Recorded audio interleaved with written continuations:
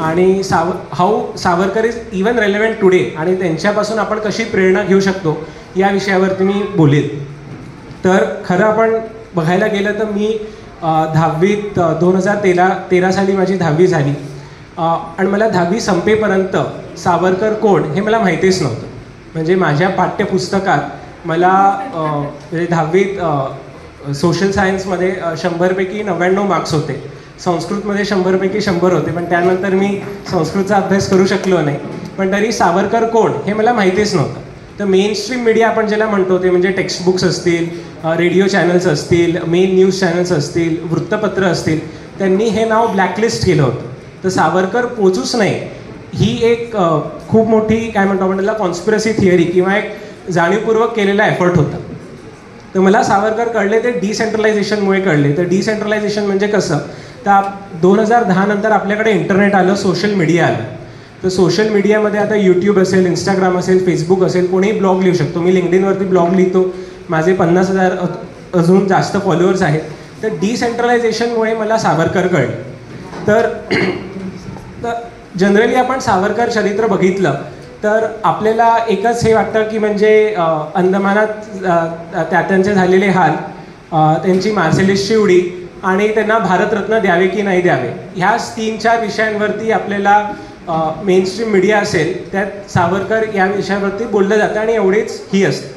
पण मी जेव्हा सावरकर चरित्रांकडे बघतो तर फक्त स्वातंत्र्यवीरच नसतील तर बाबाराव सावरकर असतील ते पण माझे प्रेरणास्थान आहे. आणि बरेचसे सावरकर प्रेमी जे आहेत ते सावरकरांसाठी सिंपती मागतात, पण मला ती सिंपती आवडत नाही. कारण की Savarkar's biography is not about sympathy. For me it's like source of positive energy आणि unlimited renewable source of positive energy आहे. तर सावरकर या विषयांचा अभ्यास करताना आपल्या सगळ्यांनाच माहिती आहे की 1883 म्हणजे 19th सेंचुरीमध्ये सावरकरांचा नाशिक इथे जन्म झाला. आता मेनस्ट्रीम पॉलिटिक्समध्ये ज्यांना पदं मिळाली स्वातंत्र्यानंतर ते बरीचशी लोक ते सावरकरांची सिनियर आहे आपल्याला माहिती नसतं. तर सरदार पटेल असतील हे सावरकरांपेक्षा मोठे आहेत, त्यांचा जन्म 75 साली झाला आहे.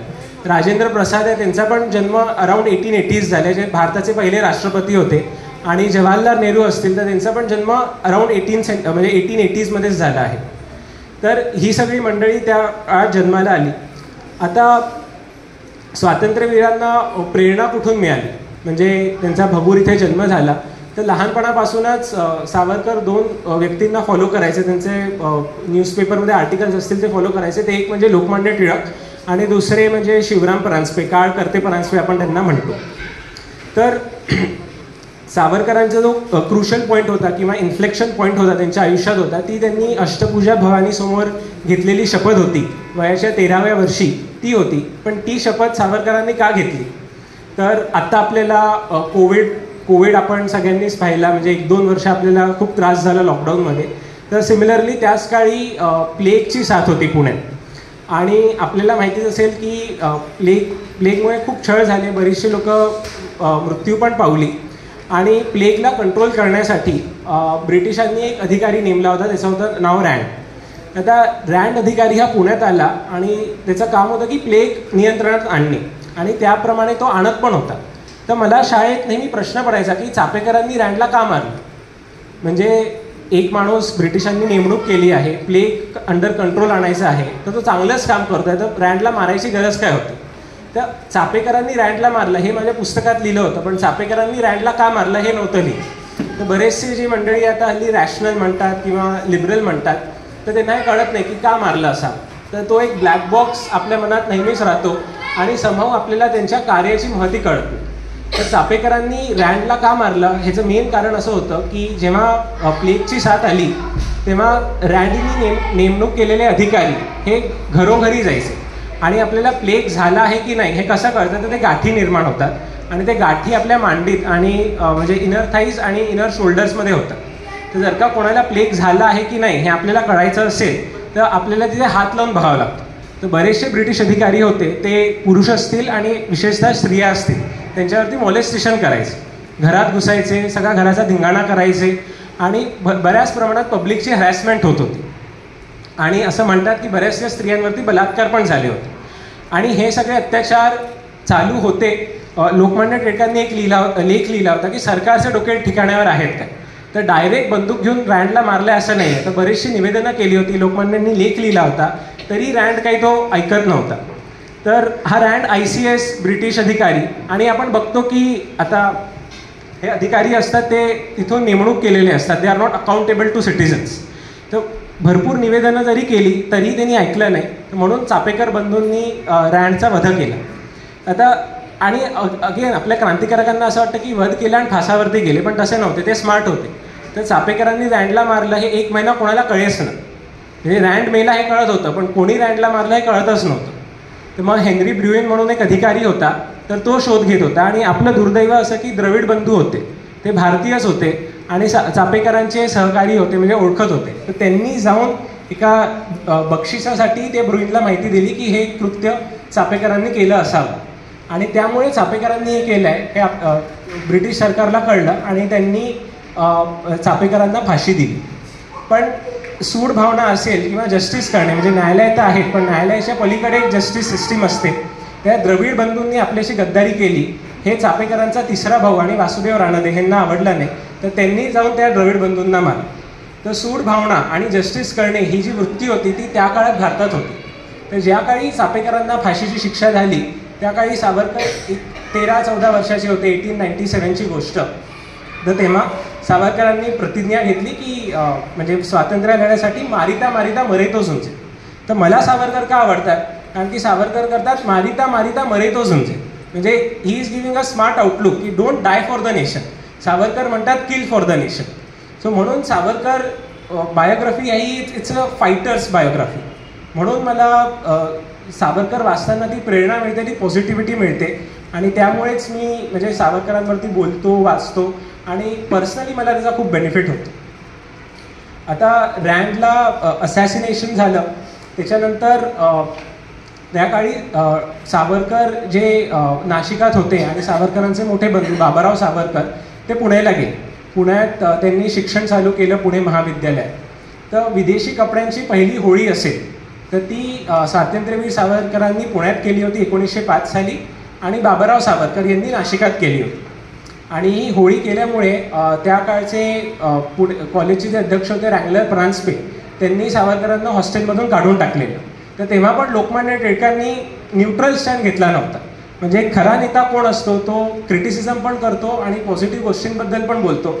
लोकमान्यांनी त्या काळी लेख लिहिला होता की हे आमचे गुरुच नव्हे, की ज्यांनी सावरकरांना हॉस्टेलमधून काढला हा आमचा गुरुच नाही, असा लेख लोकमान्यांनी लिहिलेला.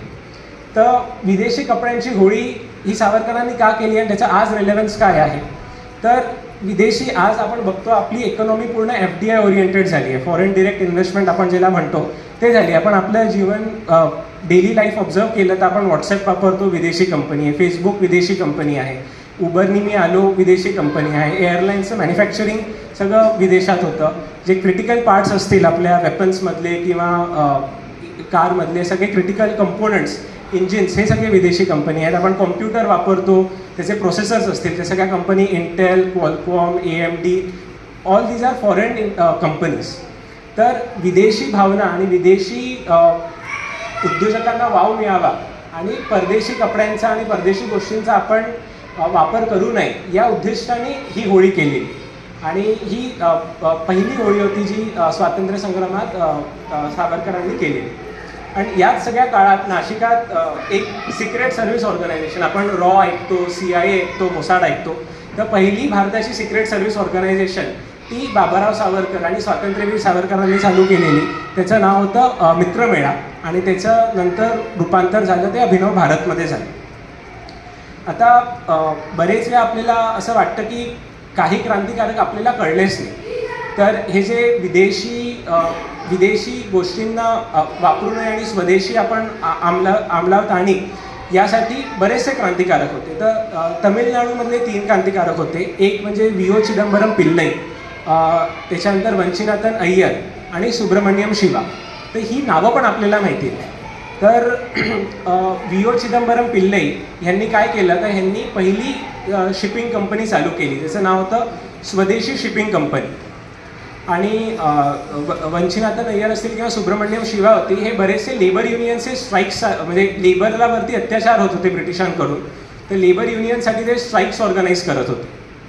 तर V.O. चिदंबरम पिल्लई आणि सुब्रमण्यम शिवा या दोघांना म्हणजे V.O. चिदंबरम पिल्लई यांना जन्मठेपेची शिक्षा झाली. तर V.O. चिदंबरम पिल्लईंचा गुन्हा काय, तर त्यांनी फक्त स्वदेशी शिपिंग कंपनी चालू केली. तर ब्रिटिश ईस्ट इंडिया कंपनीच्या बिझनेसलाच डायरेक्ट त्यांनी हात घातला बाय स्टार्टिंग स्वदेशी शिपिंग कंपनी, आणि त्या कारणासाठी त्यांना जन्मठेपेची शिक्षा दिली. तर हिस्ट्री आपण जेव्हा वाचतो तेव्हा आपल्याला डिरेक्ट एव्हिडन्स बघता येत नाही, आपल्याला सर्कमस्टॅन्शियल एव्हिडन्स बघावा लागतो. तर सर्कमस्टॅन्शियल एव्हिडन्स असा की का सावरकरांनाच 2 जन्मठेपेची शिक्षा झाली, का बाबाराव सावरकरांनाच 1 जन्मठेपेची शिक्षा झाली, V.O. चिदंबरम पिल्लई ज्यांनी कोणाला मारलं नाही, काही बॉम्ब बनवले नाही, त्यांना का जन्मठेपेची शिक्षा झाली. तर these people were actually pressing very thoughts. तर जिथे ब्रिटिशांना ह्यांची जेन्युअनली ज्यांची भीती वाटत होती त्यांना कठीण शिक्षा झाल्या, आणि ज्यांची त्यांना भीतीच वाटत नव्हती, जे काँग्रेसमधला जो पॅसिफिस्ट गट होता, तर त्यांना ही कठोर शिक्षा कोणालाच झाली. तर सावरकर तिथून लंडनला गेले, आणि लंडनला गेल्यानंतर म्हणजे तिथे बॅरिस्टर किंवा लॉचं प्रशिक्षण घ्यायला तिथे सावरकर गेले. तर तिथे अजून एक भारताचे देशभक्त होते जे लंडन बाहेर राहून म्हणजे भारताबाहेर राहून काम करत होते, ते म्हणजे श्यामजी कृष्ण वर्मा. तर त्यांना शिवाजी स्कॉलरशिप मिळाली. तर खरं तर सावरकरांचे प्रेरणास्थान कोण असतील तर ते छत्रपती शिवाजी महाराज होते. आणि जेव्हा ते पहिले पुण्याला हॉस्टेलमध्ये आले तर शिवाजी महाराजांवरती आरती ही सावरकरांनी लिहिली आहे. तर आपण पूर्ण सावरकर वाचले तर आपल्याला कळतं की सावरकरांचे प्रेरणास्थान कोण आहेत, तर ते छत्रपती शिवाजी महाराज, राम आणि कृष्ण हे सावरकरांचे खरे प्रेरणास्थान आहे. पण दुर्दैव असं की मलाही म्हणजे मी आज बघितलं तर मी रामायण म्हणा किंवा महाभारत म्हणा किंवा भगवद्गीता म्हणा हे कुठेच माझ्या पाठ्यपुस्तकात, अभ्यासक्रमात किंवा माझ्या पूर्ण कल्चरमध्ये आलं नाही. तर आपली जी उत्तम रोल मॉडेल्स आहेत तीच आपण गमावून बसलो आहे. तर लंडनला शिवाजी स्कॉलरशिप जे नाव होतं, जी सावरकरांना मिळाली श्यामजी कृष्ण वर्मांकडून, ती घेऊन सावरकर लंडनला गेले. तर लंडनला जाण्याचा एकच उद्दिष्ट असा होता की स्वातंत्र्य संग्रामचा जो लढा आहे तो सशस्त्र क्रांतीने करायचा आहे. कारण की तुम्ही कितीही निवेदनं केली, कितीही भजन म्हटली, तरी जो परप्रांतीय इन्व्हेडर तुमच्यावरती पिस्तुलाच्या जोरावरती तुम्हाला त्यांनी बंदी करून ठेवला आहे, तो तुमच्या निवेदनांना सिरियसली घेणार नाही आहे. हे सावरकरांना, लोकमान्य टिळकांना अगदी बरोबर कळलेलं. म्हणून तिथे गेल्यानंतर सावरकरांनी पिस्तूल घेतली, आणि ती पिस्तूल कोणाकडून सावरकरांनी घेतली तर रशियन क्रांतिकारक होते, ते सावरकरांचे तिथे सहकारी होते लंडनमध्ये. तर त्यांच्याकडून सावरकरांनी पिस्तूल घेतली. सावरकर लेनिनला पण भेटले.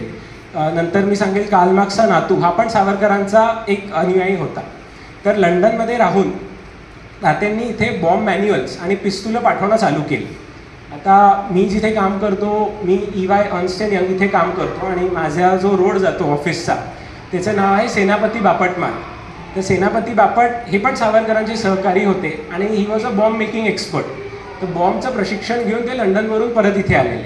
अजून एक कैदी होता उल्हासकर दत्त, त्याच्यानंतर अंदमान पर्वात आपल्याला परिचय होईल, तो पण बॉम्ब मेकिंग एक्सपर्ट होता.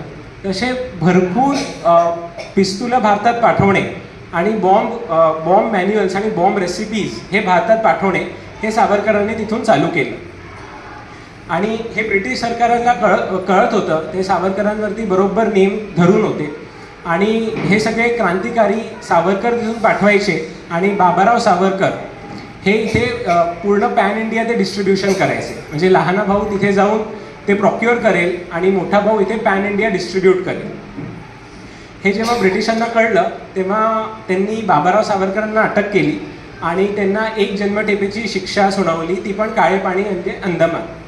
तर बाबाराव सावरकरांना अंदमानात पाठवण्यात आलं. पण जो अधिकारी होता तो होता जॅक्सन. तर जॅक्सनला थोडी म्हणजे ही वॉज व्हेरी काय म्हणतात त्याला, jealous or very shrewd personality. तर त्यांनी काय केलं तर बाबाराव सावरकरांची पूर्ण नाशकात धिंड काढली, बिकॉज त्यांना डिमोनलाइज करायचं होतं. तर म्हणून बाबाराव सावरकर त्यांचा भरपूर एक रिस्पेक्ट होता नाशिकात, तर त्यांनी पूर्ण धिंड काढली आणि त्यांचा अपमान केला. आणि मग बाबाराव सावरकरांना अंदमानात काळे पाण्याची शिक्षा अराउंड 1908-1909 साली झाली. तर हे सगळं होत असताना आपले जे क्रांतिकारक होते, आता एक अजून असाच एक क्रांतिकारक तो म्हणजे मदनलाल धिंगरा. हे त्याला आवडलं नाही की जे पॅट्रिऑटिक इंडियन यूथ्स होते, त्याचं चॅलेंज म्हणून शेवटचं वक्तव्य आहे. त्यात त्यांनी हे सांगितलं, तर मदनलाल धिंगरानी तो सावरकरांचा सहकारी होता, तो लंडनमध्ये होता, तर त्यांनी कर्झन वॅलीचा वध केला. आता हा कर्झन वॅली कोण होता हे बघणं इम्पॉर्टंट आहे, आणि हे आपल्याला कळलंच नाही. म्हणजे हे क्रांतिकारक किती स्ट्रॅटेजिकली आणि किती इम्पॅक्टफुली आपलं स्वातंत्र्याला देत होते. तर आधी तर मदनलाल धिंगरा लॉर्ड कर्झनला असॅसिनेट करणार होता. लॉर्ड कर्झन हा व्हॉइसरॉय होता, त्यांनी बेंगालची फाळणी केली होती, पण ते त्याचे प्रयत्न फसले, म्हणून ते डिसाइडेड की तो कर्झन वॅलीला अटॅक करेल. तर कर्झन वॅली कोण होता, तर ब्रिटिश सिक्रेट पोलीस होती, तर त्या सिक्रेट पोलीसचा तो चीफ होता. आणि भारताचे जे कॅबिनेट सेक्रेटरी होते त्यांचा तो पॉलिटिकल ॲडवायझर होता. ही was a very high ranking officer in the British administration process. तर या कर्झन वॅलीला मदनलाल धिंगरांनी जाऊन पॉईंट ब्लँक त्यांनी गोळ्या झाडल्या, आणि त्यासाठी मदनलाल धिंगरावरती फाशीची शिक्षा झाली.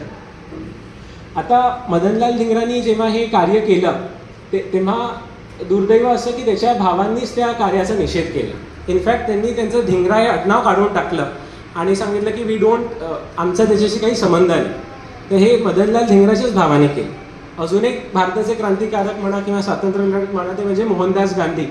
तर मोहनदास गांधी हे म्हणाले की मदनलाल धिंगराचं जे कार्य आहे it's not an assassination, it's a murder, आणि हे त्यांनी इंटॉक्सिकेशनमध्ये केलं आहे, आणि it's a foolish act, it's an act of cowardice, असं मोहनदास गांधी महात्मा मदनलाल धिंगराबद्दल म्हणाले. तर हे कितपत म्हणणं योग्य आहे? हे पॉलिटिकल असॅसिनेशन होतं, त्यांनी स्वार्थासाठी केलं नव्हतं, देशाच्या स्वातंत्र्यासाठी केलं होतं. तर त्यासाठी मोहनदास गांधींनी त्याला ॲक्ट ऑफ कॉवर्डिस किंवा एक स्टेट ऑफ इंटॉक्सिकेशन मॅडनेसमध्ये हा मर्डर केला, हे म्हणणं कितपत योग्य आहे हे आपणच आपल्या बुद्धीला विचारून based on circumstantial evidence and analytical thinking आपल्याला कळलं पाहिजे की कोण खरा स्वातंत्र्य सैनिक होता, कोण was actually harming the British, आणि कोण काही म्हणजे स्वातंत्र्याचा इम्पॅक्ट होत नव्हता, हे आपल्याला कळलं पाहिजे. मदनलाल धिंगराला जेव्हा फाशी झाली त्याच्या आधी सावरकर त्याला भेटायला गेले, आणि सावरकर त्याला फक्त इतकंच म्हणाले की आणखी बोलता येत नव्हतं, कारण की मुमेंट सावरकर सेज एनिथिंग त्यांना पण अटक झाली असती. तर सावरकर त्याला इतकंच म्हणाले की मी देवाचे दर्शन घ्यायला आलो. तर आणि सावरकर मदनलाल धिंगरा जेव्हा फासावरती गेला आणि बाबाराव सावरकर इथे अंदमानात गेले, तर नाशिकात हे अभिनव भारत किंवा मित्रमेळा मी जे म्हणालो त्याचे बरेचसे मेंबर्स होते. तर त्यातला एक होता अनंत कान्हेरे. तर ज्या बाबाराव सावरकरांना जॅक्सननी अंदमानात पाठवलं, तो जॅक्सन जिवंत राहता नाही हे त्यांनी ध्यास घेतला, आणि अनंत कान्हेरे वय 17-18 वर्ष होतं. कर्वे आणि देशपांडे या तिघांनी विजयानंद थिएटरमध्ये जॅक्सनला पॉईंट ब्लँक मारलं. म्हणजे फक्त बाबाराव सावरकरांना तुम्ही अंदमानात पाठवलं म्हणून ब्रिटिश सिक्रेट पोलीसचा चीफ आणि जो कॅबिनेट सेक्रेटरीचा पॉलिटिकल ॲडवायझर आहे कर्झन वॅली, त्याचं असॅसिनेशन झालं. आणि इथे नाशिकचा कलेक्टर जॅक्सन याचं असॅसिनेशन झालं. तर बरेच वेळा लोकांना प्रश्न पडतो की सावरकर एवढे डेंजरस होते तर त्यांना फाशी का नाही दिली. तर फक्त एक बाबाराव सावरकरांना अंदमानात पाठवलं, त्यासाठी 2 टॉप रँकिंग ब्रिटिश ऑफिशियल्सचा वध झाला. जर का स्वातंत्र्यवीर सावरकरांना फाशी दिली असती तर किमान एक 100 तरी ब्रिटिश ऑफिशियल्सचं असॅसिनेशन झालं असतं. त्यामुळे सावरकरांना त्यांनी फाशी दिली नाही. तर हे सगळं चालू असताना सावरकर पॅरिसला गेले. मॅडम कामा हे अजून एक क्रांतिकारक होते, पॅरिसला गेले. आणि हे सगळं दमनचक्र चालू असताना आपण म्हणजे आता अनफॉर्च्युनेटली असं म्हणतात की माफीवीर म्हणा काही म्हणा, पण he was a leader who felt accountable to its people. म्हणून पूर्णपणे पॅरिसला त्यांना पॉलिटिकल असायलम होता, कारण की तेव्हा फ्रेंच आणि ब्रिटिश हे वेगवेगळे राज्य होते. तरी पूर्णपणे त्यांना माहिती होतं की जर का मी परत ब्रिटनमध्ये आलो तर मला अटक होईल आणि मला पण काळ्या पाण्याची किंवा फाशीची शिक्षा होऊ शकते. तरीही हे सगळं असताना मी माझ्या क्रांतिकारक माझा मोठा भाऊ, इनफॅक्ट दुर्दैव असं की जेव्हा बाबाराव सावरकरांना अटक झाली तेव्हा तुमच्यासोबत अजून कोण कोण आहेत ह्यांची नावं द्यायला त्यांना सांगितलं. आणि अर्थात बाबाराव तर देणारच नव्हते, तर गुडायर म्हणून एक पोलीस ऑफिसर होता, त्यांनी बाबाराव सावरकरांना विजेचे झटके दिले टू स्नेच ऑन हिज, म्हणजे बाकीच्या क्रांतिकारकांची माहिती दे. पण तरीही बाबाराव सावरकरांनी विजेचे झटके घेतले पण बाकीच्या क्रांतिकारकांची माहिती दिली नाही. म्हणजे या लोकांचे पेशन्स आणि टॉलरन्स बघा. आणि हाच प्रश्न आपण आपल्याला विचारला पाहिजे की बाबाराव सावरकरांना विजेचे झटके देण्यात आले. V.O. चिदंबरम पिल्ले ज्यांनी स्वदेशी शिपिंग कंपनी चालू केली त्यांनी तर काय गोळा बारूद किंवा बॉम्ब हातात घेतले नाही, त्यांना जन्मठेपेची शिक्षा झाली. तर बाकीचे जे काँग्रेसचे क्रांतिकारक होते, मोहनदास गांधी असतील, जवाहरलाल नेहरू असतील, राजेंद्र प्रसाद असतील, वल्लभभाई पटेल असतील, तर ह्यांना या कठोर शिक्षा का नाही झाल्या? तर हा एक खूप मोठा लॉजिकल क्वेश्चन आपण आपल्या बुद्धीला विचारला पाहिजे. आणि ह्याचं उत्तर मी नाही देऊ शकत, तुम्ही नाही देऊ शकत, पण प्रत्येकाचा आपापला आन्सर एक रेडी असावं, हेच मला या बाबतीतून सांगायचं आहे.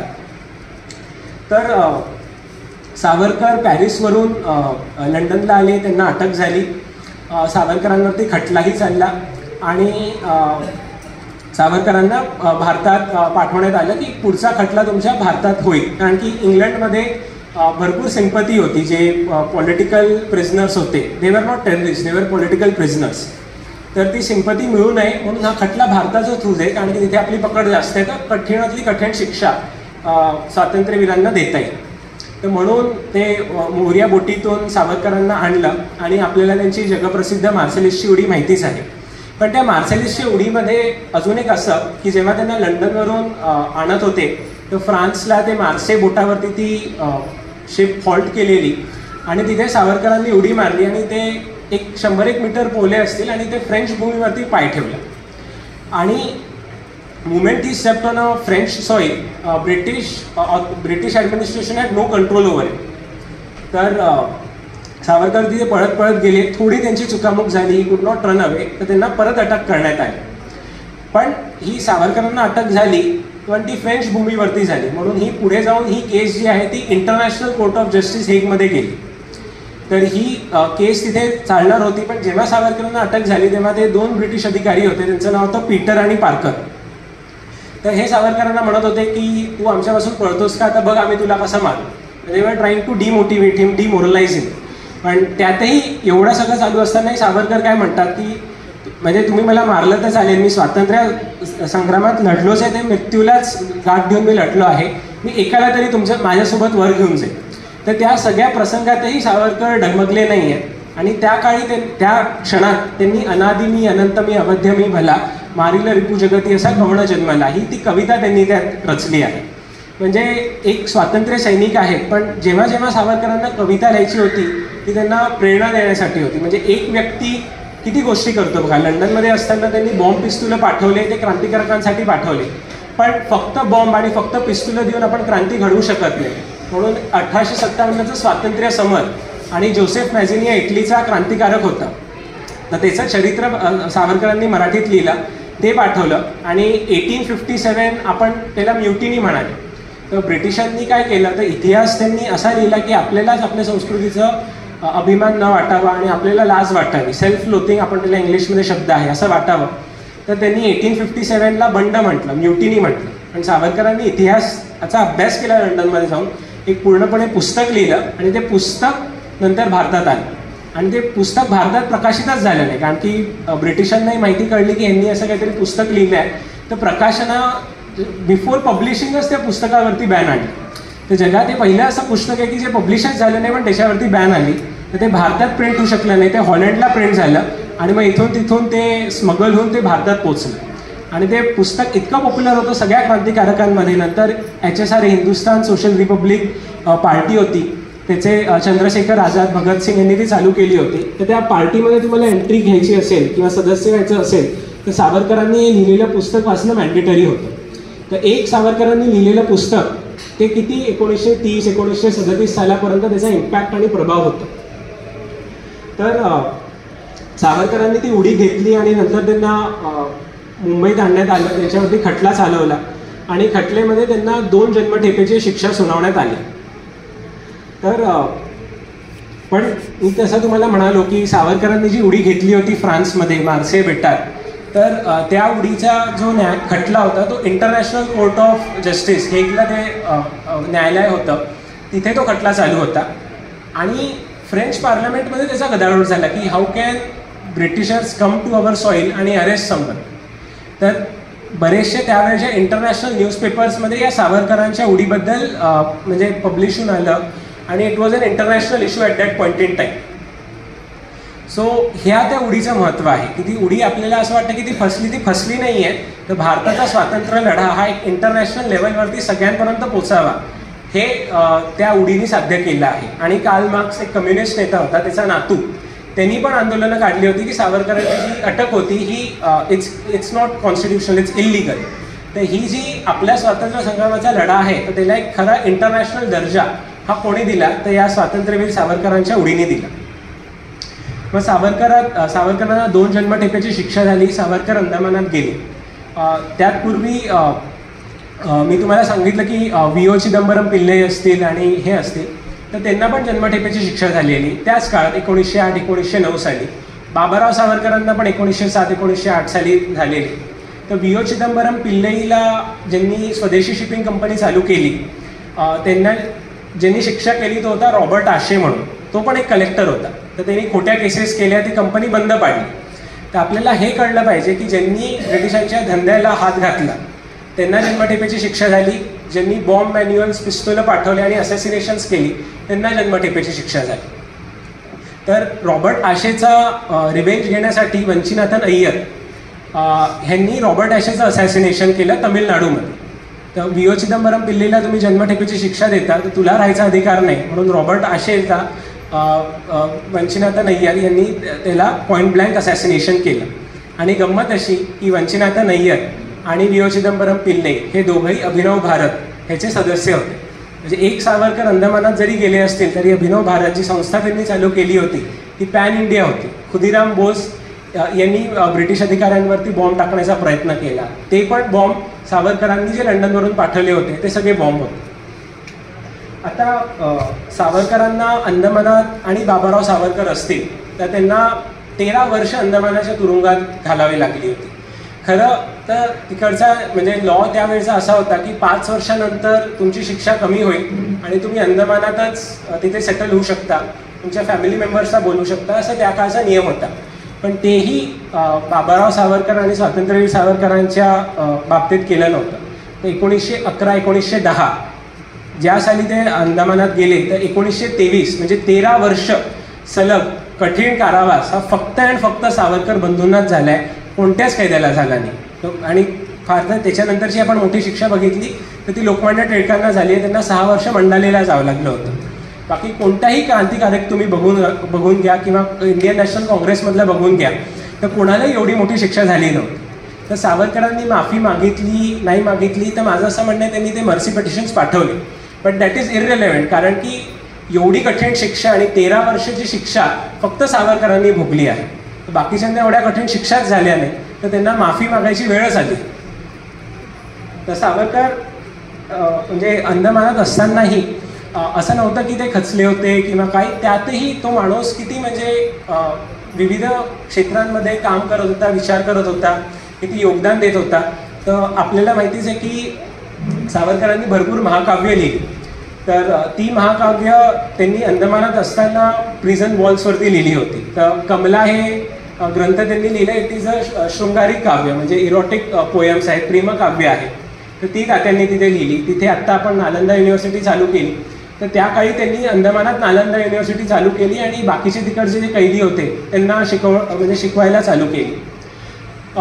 आणि तिथे काय सावरकर असे खचून बसले नव्हते. तर मी जसं म्हणालो सावरकर जेव्हा लंडनला गेले होते तेव्हा त्यांचे इंटरनॅशनल कनेक्शन झाले होते. तर अजून एक भारताचे स्वातंत्र्य सैनिक ते म्हणजे चंपकरण पिल्लई. तर ते जर्मनीत राहून भारताचा स्वातंत्र्य संग्राम लढत होते. तर एमडेम नावाची एक शिप होती, ती 1914 साली ती शिप आणि जहाज ते मद्रास पोर्टला आलं. त्यांनी मद्रास पोर्टला ब्रिटिशांच्या बऱ्याचशा जहाजांवरती गोळीबार करून त्यांचे जहाज डिस्ट्रॉय केले. आणि ही एमडेम शिप जी होती ती नंतर अंदमानात जाणार होती आणि सावरकरांना तिथून सोडून आणणार होती. पण तो सगळा प्लॅन फसला आणि एमडेम शिप बुडाली. गदर पार्टीचे जे रिव्होल्युशनरी होते US मध्ये होते ते जहाज विमान पाठवणार होते आणि ते विमान सावरकरांना लंडनमधून सोडवणार होतं.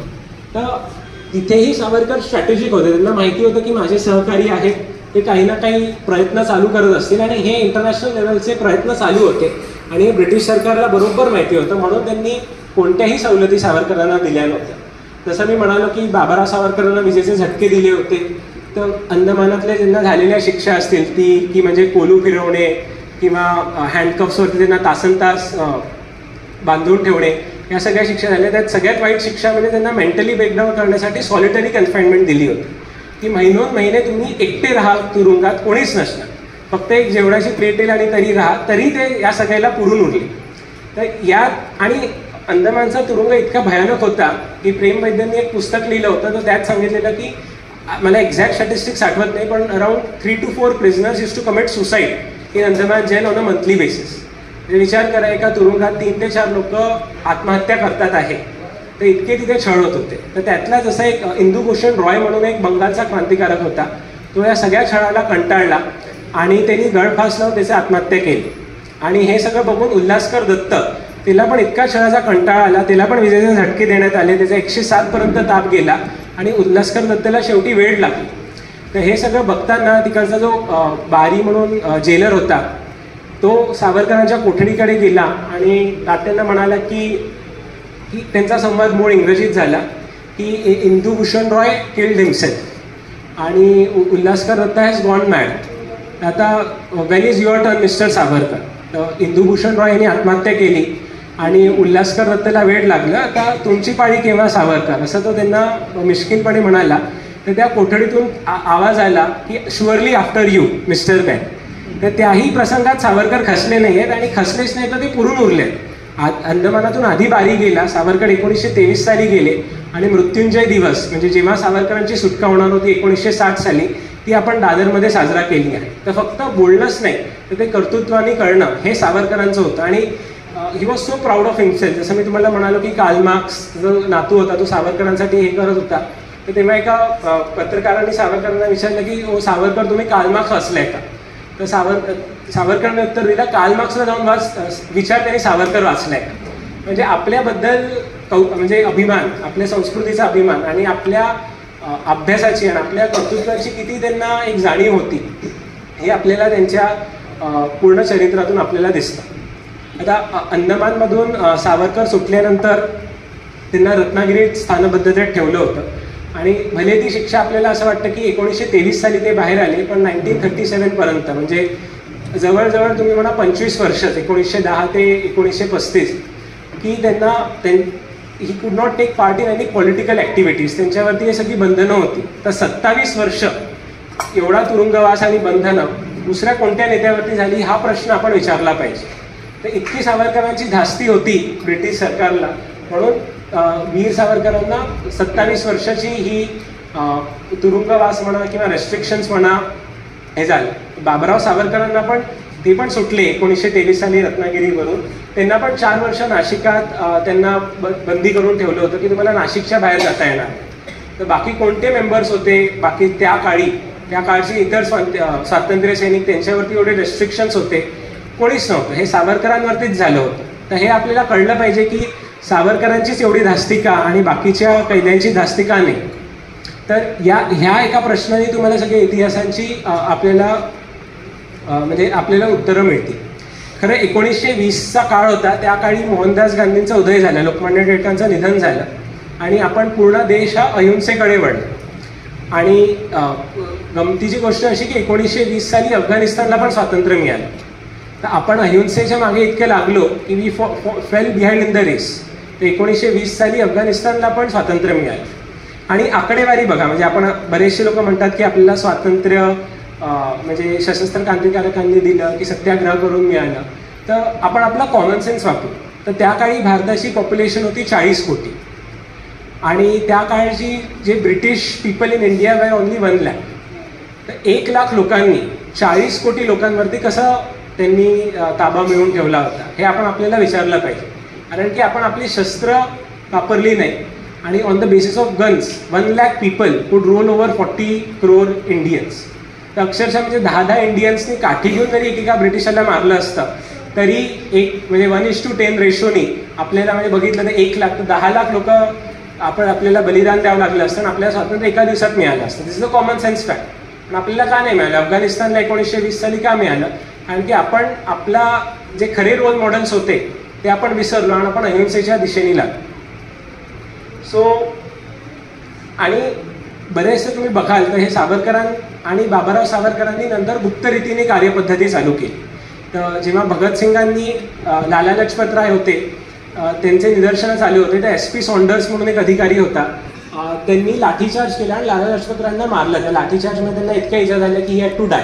तर त्याचा रिव्हेंज घेण्यासाठी भगतसिंगनी आणि राजगुरू हे महाराष्ट्रातले होते, पुण्यात त्यांचं बालपण झालं, तर त्यांनी त्याचं असॅसिनेशन केलं. चंद्रशेखर आझाद असतील, हे बाबाराव सावरकरांना भेटले. चंद्रशेखर आझादनी व्हॉइसरॉयच्या ट्रेनला बॉम्ब लावून ट्रेनच उडवून टाकायचा प्रयत्न केला. लॉर्ड हार्डिंग्स म्हणून एक 1915 साली व्हॉइसरॉय भारताचा म्हणजे आलेला, तर त्याच्यावरती बॉम्ब फेकण्याचं काम रासबिहारी बसू यांनी केलेलं, ते पण सावरकरांचे सहकारी होते. तर क्रांतिकारकांचं आयुष्य बघताना आपल्याला डिरेक्ट एव्हिडन्स मिळणार नाही, तर सावरकर सगळे इनडिरेक्ट पद्धतीने आणि गुप्त पद्धतीने स्वातंत्र्य संग्रामाचा लढा चालू ठेवत होते. आता आपल्याला स्वातंत्र्य का मिळालं आणि अजून एक रत्नागिरी पर्व सावरकरांबद्दल सांगायचं झालं तर ते म्हणजे तिथे सावरकरांनी पतित पावन मंदिर बांधलं. कास्टिझम आणि ज्या सगळ्या आपल्या हिंदू धर्मातल्या त्रुटी होत्या त्याच्यावरती ते काम करायला लागले. त्यांनी हिंदुत्व हे पुस्तक लिहिलं, त्यामुळे बरेचसे कम्युनिस्ट मंडळी जे आज असतील ते सावरकरांना नावं ठेवतात, तर ते हिंदुत्व या पुस्तकामुळे आहे. तर त्यात पण सावरकरांनी इतकी छान व्याख्या दिली की ज्याला आपल्याला पुण्यभूमी आणि पितृभूमी मानतो या पूर्ण प्रदेशाला, तो खरा हिंदू आहे. तर Savarkar was trying to consolidate the Hindus आणि he was trying to consolidate Indian citizens, की आपण एक होऊ आणि आपण ब्रिटिशांना लढू. पण हे कन्सॉलिडेशन बांधण्यासाठी ब्रिटिशांनी आधीपासूनच डिवाइड अँड रूल असेल तर हिंदू मुस्लिमना वेगळं करायचं. म्हणजे जेव्हा आपण डिवाइड अँड रूल करतो तेव्हा आपली कॉम्पिटिशन हाफ होते. तर हिंदू मुस्लिम डिव्हिजन हे ब्रिटिशांनी चालू केलं. बरेचसे कास्टिझम पण हे ब्रिटिशांनी इतिहास लिहिला. मी तुम्हाला सांगितलं वंचिनाथ नय्यर ज्यांनी रॉबर्ट आशीचा वध केला, त्याच्याबद्दल असा इतिहास लिहिला की रॉबर्ट आशीच्या पत्नीने एका दलित महिलेला मदत केली म्हणून त्यांनी त्याला मारलं, किंवा जॉर्ज किंग फाय जो येणार होता तो गाय खाणारा होता म्हणून त्यांनी त्याला मारलं. म्हणजे आपलेच क्रांतिकारक असतील ज्यांनी स्वदेशी शिपिंग कंपनी चालू केली, त्याला तुम्ही जन्मठेप देता. या रिव्हेंजसाठी ज्यांनी त्याचं पॉलिटिकल असॅसिनेशन केलं त्याच्याबद्दलच असा जातीय आणि काय म्हणतो कास्टिस्ट आपण इतिहास ब्रिटिशांनी लिहिला. आणि तो आज सगळ्यात लोक म्हणतात, आज सगळ्यात लोक म्हणतील की चापेकरांनी रँडला का मारलं, कारण की ते देवघरात पाय घालत होते. ते खरं कारण नव्हतं. खरं कारण हे होतं की स्त्रियांवरती मॉलेस्टेशन होते, बलात्कार होते, त्याचा रिव्हेंज म्हणून त्यांनी त्याला मारला आहे. तर असे अनेक क्रांतिकारक असतील. म्हणजे स्वातंत्र्यवीर सावरकर कडून प्रेरणा घेऊन बरेचसे 2 क्रांतिकारक असे होते, शांती घोष आणि सुनीती चौधरी. जेव्हा भगतसिंगांना फाशी झाली तेव्हा शांती घोष आणि सुनीती चौधरी या 16 वर्षाच्या होत्या.